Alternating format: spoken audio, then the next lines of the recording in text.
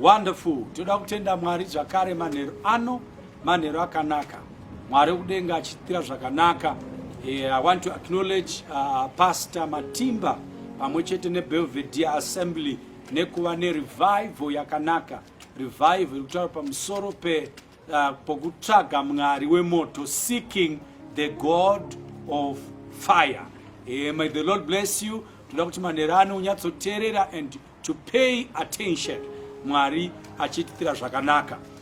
Now you need also to understand kuti namavhesi atakapiwa mamavhesi makey anobata revival ino anoti seeking the kingdom of God and his righteousness, and all these things shall be added unto you. Matthew chapter number 6 verse 33. Mwari achitira zvakanaka. Now you need to understand kuti kune zvinhu zvinofanirwa kuitwa pekutanga usati waenda ku next level. Yatinoti first things first. Usati watsvaga moto unofanirwa kutsvaga Mwari. Usati watsvaga zvinhu unofanirwa kutsvaga Mwari wezvinhu. Now it's easier to claim or to declare fire, but sometimes manifestation yemoto inogona kunetsa kuwanika. Why? Because the person is not related to the God of fire. Is not related to the God of miracles. Is not related to the God of signs and wonders. There must be a relationship between God and the fire. It's easier to claim kuti une moto, but moto unoonekwa na results. Moto unoonekwa na manifestation. If you read ku New Testament, unoona kuti kune vakomana vakambozama vakatraya kuti kuzviita sevane moto, ndobva vasangana nemunhu vakanga nemweya yetsvina vana Skeva, vakatraya kudzinga dhimoni, vakati nokurayira nezita raJesu anoparidzwa naPaul. Asi mweya yetsvina ikati Paul tinomuziva naJesu anotaura nezvaitinomuziva, imi ndimi vanani.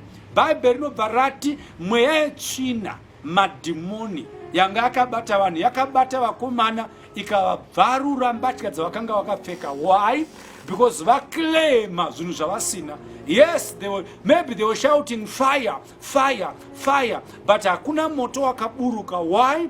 Because vanga vasina ukama na Mwari waiparidzwa na Paul. Vanga vasina relationship na Mwari waiparidzwa na Paul. So you have to understand, before you talk of the manifestation, you must have a relationship with God. You must have an encounter na Mwari wemoto. Kureva kuti haugoni kuva na Mwari woshaya moto, but you can have fake fire without God. Zvinoitika ndaa moto haungoveswi na Mwari chete. Kune vanopota vachivesa moto, but kune uri genuine and kune uri fake. So you have to understand that the first things first, you must seek God first. You must seek God first. So our theme or our revival, ino zvinhu zvitatu zvaunofanirwa kunzwisisa. Number one, the first step is seeking. Seeking. Seeking, seeking. Number two is the God that you are seeking. Number three is the fire. So the fire is the manifestation of the seeking yaunenge waita. Ukange watsvaga Mwari ukamuwana, kune zvinokuteverera, kune zvinooneka. If you ukaverenga kuna extra number 2, unoona kuti disciples akagara akamirira the Holy Ghost. Vakamirira. They were patient. Vakamirira for a quite long time. Kusvika mweya mutsvene azoburuka, akaburuka semaraso emoto. Why? Because vakaramba vakamirira. Kwati ukatsvaga Mwari une zvaunowana, ukatsvaga Mwari une zvaunosangana nazvo. Sakurati number one, this is key to the revival. This is key to your walk with God. You must seek God first. Mwari ngaatsvagwe. Usamhanyira kutsvaga moto. Ndaa moto unonetsa kuwana kana usina Mwari wacho. Ndosaka uchiona kuti kune vanogona kuparidza, but you can feel kuti there is no fire. Kune vanogona kuimba vachiteedzera zvakaimbwa navamwe, but nokuti havana encounter naMwari, moto unowanikwa paita encounter naMwari. Ukanga wasangana naMwari ndio paunosangana nemoto. Because Bible inoti Mwari wakaita vashumiri vake, vashumiri vake murazvo wemoto. Kuti ndiMwari unoisa moto mumunhu, ndiMwari unogadzira kuti vanhu vave nemoto. You can sing a same song nomwe munhu, but maresults agosiyana, but mashoko ari mamwe chete. Chasiyanisa maresults inhau yokuti pashayikwa moto, munhu haana encounter. So before watsvaga mabenefits, before watsvaga the demonstration, you must have an encounter with God. Let there be an encounter. Tsvaga Mwari. Kana watsvaga Mwari akawanika, tsvagai Mwari achawanika. Danai kwaari achiri pedyo. Kuti Mwari andotsvagwa. Mwari anototsvagwa. Mwari anotsvagwa mushoko rake. When you begin to study the word, study the word. Someone will ask and says, "Man of God, ndomutsvaga sei Mwari wemoto? Ndoenda here kumapostori, ndomutsvaga sei?" Vanhu vari kukwidza nekudzika. Ndoda kuudza kuti Mwari anotsvagwa mushoko rake. So the first thing that you need to do, you must study the word of God. You must study shoko raMwari. Kuwana nguva yekutsvaga yekuverenga shoko raMwari, not because you want to preach or to share kusister senior department or ku youth, but for iwewe as an individual. Unofanirwa kuwana nguva dzaunotsvaga Mwari through his word. You must study. You must study the word. You must meditate. Meditate day and night. Yeah? Thy book of law must not depart. You must meditate day and night. Usiku na manheru Mwari ngaatsvagwe. Mwari haatsvagwi mumvura. Mwari anotsvagwa mushoko rake. You must study the word. You must study the word. You must meditate day and night. Ndo panowanikwa Mwari. Mwari anotsvagwa through prayer. You must seek God nokunamata. Kutsvaga Mwari, kuwana nguva dzekutotsvaga Mwari uchinamata. Kunamata. You must create time for prayer. Time for prayer. Time for prayer. Time for prayer. Kana Jesu wainamata ari Mwari, waimunzwa kuti une nguva dzamanheru dzaaikwira goma achinonamata. But he was the Son of God. He is the God. He is the Son of God. But waiwana nguva dzekunyengetera, dzekuva neukama nababa vake, dzekutaura nababa vake. Hautsvagi munhu wausingatauri naye. So you must create your own timetable, your prayer. If you are serious about seeking God, if you are serious about seeking the God of fire, you must create time for prayer. For prayer. Some people have got time kuona ma series. 6 hours achiona series. 7 hours ari pa TV. Anogona kuona time yokuona Manchester neEverton, Chelsea ichitamba neCity.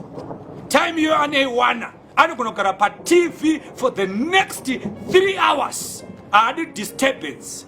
Kana mukadzi akauya padhuze andibvai pano mai mwana. Kana vana vanotorohwa kuti muri kundidisturba. Why? Because ane chinhu chaari kutsvaga, kune chinhu chinokumitira. I'm challenging you tonight. Seek ye first the kingdom of God. Inoda vanhu vanostarta by studying the word, reading the Bible. The word of God is the standard. Wapedza kuverenga shoko raMwari, you must pray. Kuwana nguva dzaunonyengetera day and night. Mwari ndinokutsvagai. Mwari ngaatsvagwe mangwanani. Mwari ngaatsvagwe masikati. Mwari ngaatsvagwe manheru. Create your own timetable. Ye prayer. Prayer. Number 3, fasting. Ndofanira kuwana nguva dzaunotsanya. Kutsanya kutsvaga Mwari. Zvakakosha izvozvo. Now, imwe nguva Jesu achitaura anotiye, kune vanhu vakada kumutevera, kwete nokuti vaimuda, but vaida chingwa. Jesu akaregedza kuperforma a miracle because akati handisi kuzoburutsa moto wangu, handisi kuzoburutsa chingwa changu. Why? because ndaona motive yenyu. You are after me not because you love me, but because munoda ma benefits. You want chingwa, you want ma miracles, you want the fire. So that's why yokumusha kwenyu vanozvona kuti mune moto. But do you love God? Do you love God? You must love God before you love the fire. It's easier to get the fire from God kana wawa a lover of God. But most of the people, they want the power of God to demonstrate kuda kuonererwa kuti Mwari mukandipa motokari. Motoka uyo vachandiona vese vaindidadira. Mwari haasi iwe izvozvo. Anoda kuti glory isaenda newe, glory inoenda naMwari. So Jesu achizvoona kuti vanhu havasi kuda iye, vari kuda chingwa badzi, akaregedza kuperforma miracle. Kune vachadaidza moto ukaramba kuburuka. Ndaa motive yako iri wrong. It's time to seek God, and fire will be a benefit. Now, if you read the Bible from the book of Daniel chapter number 3, from verse 20, he commanded certain mighty men of valor who were in the army to bind Shadrach, Meshach, and Abednego and cast them into the burning fiery furnace. Then these men were bound in their coats, their trousers, their turbans, their other garments were cast into the midst of a burning fiery furnace. Therefore, because the king's command was urgent, and the furnace exceedingly hot, the flame of fire killed those men who took up Shadrach, Meshach, and Abednego. I want you to understand tonight, when you begin to seek God,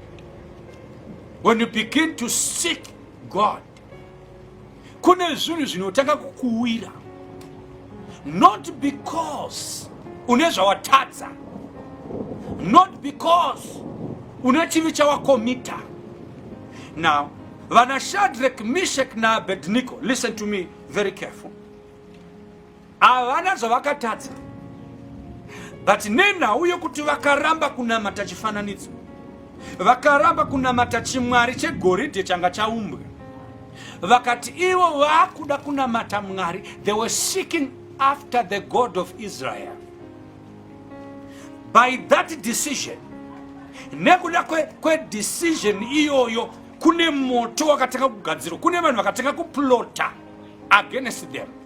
Not because vane mukadzi wemunhu wavatora, kwene nekuti kune kwavaba, kwene nekuti kune makuhwa vaita, nekuti vatora sarudzo yekutsvaga Mwari, yekumira pazvokwadi, yekumira naMwari wemoto, nokumira kwaMwari wechokwadi. Kune vanhu vakatanga kuplota, vakati vakomana vane manyawu, mambo hamuna kureva here chirevo chekuti panoridzwa rudimbwa nezvakasiyana siyana, vanhu vese vanofanirwa kuwira pasi vachinamata chifananidzo. But kune varume vamakagadza kuti vaone maafezi enyika ino, varume ivava vanoti vakazvinzwa vari kuramba kupfugama, ndaa hakuna Mwari wavari kutsvaga, asiri Mwari wamakagadzira. Kuna Mwari wavari kunamata, kuna Mwari wavari kushuvira muhana dzavo, kuna Mwari wavari kuteerera, kuna Mwari wavari kutsvaga, wamusi wamakataura. Mambo achizvinzwa akavadaidza akati, vakomana uyai padhuze, ndoda kukubvunzai kuti muri kutsvaga Mwari upi? Kuna Mwari wandakaumba, kuna Mwari wandiri kufamba naye, kuna Mwari wandakagadzira, anofanirwa kunamatwa nemunhu wese ari pano. Chii chaakuitika kwamuri? Vana Shadrach, Meshach and Abednego vanoti, mambo raramai nekusingaperi. Kunyange Mwari wedu watakada watakatsvaga akasatirwira kana kutirwira, hatifi takatsvaga umwe Mwari, hatifi takaenda kunobvunzira, hatifi takanamata umwe Mwari, ticharamba tinamata Mwari iyeye. Ndoda kukuudza manheru ano kuti kune madecision awakatora, kune sarudzo yawakatora, oro kune sarudzo yachatora manheru ano. Dzimwe nguva ndeyekuti kana wada Mwari kune zvimwe zvinokuwira so zvokuti vanofunga kuti pamwe hausi kunamata wakatadza. But let me tell you tonight, unofanirwa kuzviziva kuti une zvimwe zvinokuwira nekuda kwokuti wada Mwari, nekuda kuti watsvaga Mwari. But iwe usaneta, usapera simba. Kune moto yakawanda inogadzirwa. Kune moto waMwari, but kune moto unogadzirwa navanhu. But pakupedzisa panozoonekwa moto une simba. Zvinonzi vachizvinzwa vakomana vakatida kuvesa moto. Vesai moto. Moto ndobva waveswa zvikanzi vesai kudarika mavesera munosita. Varume ndobva vabatwa. Vakabatwa. Ndobva vabatwa, ndobva vasungwa, ndobva vakandirwa mumoto.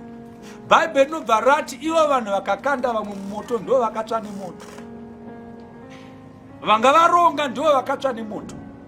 But now you need to understand kuti Mwari wedu zvaakanakira iye Mwari wedu moto. Une nguva dzauchapinda nokuti wadaidza Mwari wemoto. Kureva kuti une zvimwe zvinhu Mwari zvaacharegedza zvichiitika kwauri. Iwe uri moto. Mwari vangadai vakatuma vatumwa vakadzima moto. But Mwari wakaregedza moto uchiveswa. Mwari unoziva ability yaanayo. Uye Mwari unoziva kuti iwe Mwari unototembawo newe. Kuti kunyange ukaiswa panguva dzakaoma, you will not give up, you will not surrender. Unofunga kuziva kuti moto umwe chete unogona kuti zuva rimwe chete rinogona kutoti zvitina zvisimbe, but rinogona kuti majarini aite zvimwe zvakadaro daro.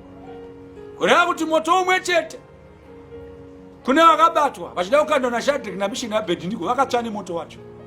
But kuna Shadrach naMeshach naAbednego vakatosimbiswa nemoto. Mwari wavo moto. But vakakanda vanhu mumoto ndo vakatsva nokuti mavari manga musina fire. But vana Shadrach, Meshach naAbednego shoko rinoti Mwari wakaita vashumiri vake muradzi wemoto. Saka moto wakasangana nemoto havana kwanisa kutsva. But vanga vasina moto ndo vakatsva. Ndo saka uchiona kuti ukapinda mudambudziko, dambudziko rimwe chete rakapinda sisi vako vakafa, vanga vasina moto mukati, vanga vasina Jesu mukati, vanga vasina Mwari mukati, vanga vasina Mweya Mutsvene mukati. But iwe wakapinda mudambudziko rimwe chete hauna kutsva. Kureva kuti Mwari une zvimwe zvaanotitendedza kupinda mazviri. Vakaipa vachipinda newe unopinda nemazviri. But hazvirei kuti hauna Mwari. Mwari anozooneka kuti ndiani anobuda padambudziko. Kureva kuti kune vanopinda mudambudziko but havabudi mudambudziko. But nokuti iwe une moto unobuda mudambudziko. Let me declare tonight, kune moto yakaveswa yakawanda, but tauya naMwari une moto wokupedzisira. Tauya naMwari une moto wechokwadi. Rega varonge zvavanoronga, but zvizive kuti Mwari wakaita vashumiri vake muradzi wemoto. Kureva kuti moto umwe chete unopisa dhimoni. Moto umwe chete unokuprotecta. Moto umwe chete unopisa zvirwere. Moto umwe chete unokuprotecta. Manheru ano moto wakapisa vakomana, moto wakasimbisa vakomana vana Shadrach, Meshach naAbednego. Zvinonzi varume vese vakatorwa mamhitsa vanga vakasimba. Pavakanokanda varume ndo vakatsva nemoto nokuti mavari maisava nemoto waMwari. I want to declare tonight, hakuna moto wakaipa uchakupisa. Hakuna moto, hakuna dambudziko richakunyutsa. Hakuna problem ichakuyeresa. Mauri mune moto wakaiswa naJehovha. Pawakagamuchira, pawakabhabhatidzwa, hauna kubhabhatidzwa nemvura chete, wakabhabhatidzwa naMweya Mutsvene nemoto. Kureva kuti pese paunofamba you carry the fire of God. Jeremiah unoti vakomana ndakazama kuda kunyarara, but it was fire shut up in my bones. Kureva kuti we carry fire wherever we go. Tine simba rokupisa madhimoni. Tine simba rokupisa mweya yetsvina. Tine simba rekupisa mabasa erima. Vana Shadrach, Meshach naAbednego vakakandwa mumoto. But Bhaibheri rinoti hakuna chavo chakatsva, hakuna mbatya, hakuna bvudzi, kana munhu wemoto hauna kubatira pambatya dzavo. Why? Because iwo moto pachawo. Vachidaro zvinonzi kune munhu akatanga kuzooneka mukati, the fourth man, muridzi wemoto, achifamba vakasununguka. Let me tell you, kunyange vakagadzira moto wakaita sei, hakuna moto unokupisa. Ndamwari wako moto, newe wacho uri moto. I want to declare tonight, don't be discouraged. Ukaona vanhu vachivesa moto, ziva kuti iwe wakagadzirwa une moto. Chavauya nacho kwauri, iwe uri ahead. Madzimambo vaiti, that's the end yaShadrach, Meshach naAbednego. Havana kuziva kuti ndo yaitwa promotion.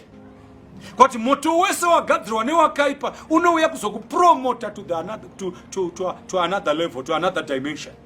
Usavhunduka usatya, because God is with you. I declare as an apostle of God tonight, Mwari ngaakuitire zvakanaka, but dzidza kutsvaga Mwari. Sezvo ndambotaura pekutanga, number one, you have to study the word of God. You must seek God. Kutsvaga Mwari. Chakaita kuti varume vasungwe varongerwa zvavakarongerwa vaionekwa vachinamata vaitsvaga Mwari. Ungashaya nguva yezvese, usashaya nguva yekutsvaga Mwari. Kana wada moto, wototsvaga Mwari. Moto hauburuki kune vanhu vari lazy, vanhu vanonzwa usimbe hwekutsvaga shoko raMwari, kuverenga shoko raMwari, even to listen. Faith comes by hearing, and hearing by the word of God. You must have the word of God in you. When you've got the word, you've got the fire. You can't have fire when you don't have the word of God. It is the word of God. So you must have the word. You must be prayerful. You must meditate. You must fast. So I encourage you tonight. Mwari ngaakuitire zvakanaka in this season. Inguva yekutsvaga Mwari. Create a timetable. Gadzira program yako for prayers. Utsvaga Mwari. I'm here to declare tonight, hakuna moto, hakuna moto, hakuna moto wakaipa uchakupisa. But every fire from the enemy shall promote you to another dimension. In the mighty name of Jesus.